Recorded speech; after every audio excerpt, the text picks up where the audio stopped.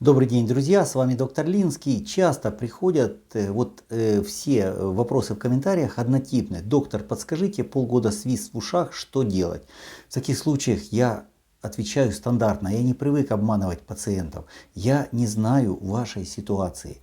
И многие методики бесплатно, которые их большинство, люди пишут, то, что вы даете, их вообще-то преподают на платных семинарах, вы даете в свободном доступе. Это вот протоколы для самопроработки, там, вот я показывал, недавно видео было, как работать при шуме в ушах, при различных проблемах со слухом, прибором электроимпульсной терапии. Пожалуйста, берите, используйте. Есть анализы, какие нужно проходить, хотя бы обследования. Но не зная индивидуальных особенностей конкретного случая, нельзя корректно назначить лечение. И поэтому я человеку говорю, что не знаю, если вам необходимо конкретный разбор, это индивидуальная консультация. Люди скажут сейчас, вот, конечно, многие, ага, он денег хочет. Это ведь вот все только на индивидуальную консультацию, не чтобы человеку бесплатно помочь.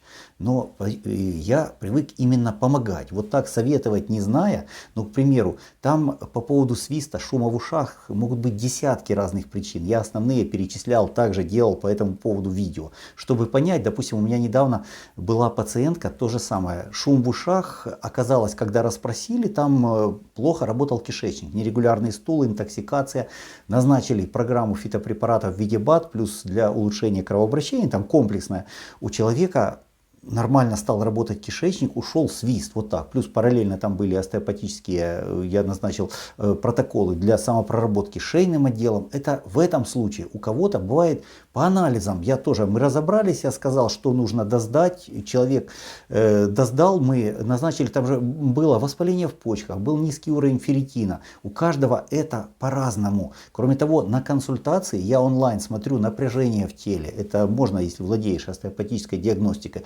Вижу, с чем связано. То есть это резюме, то есть это можно сделать адресно, и чтобы человеку помогло.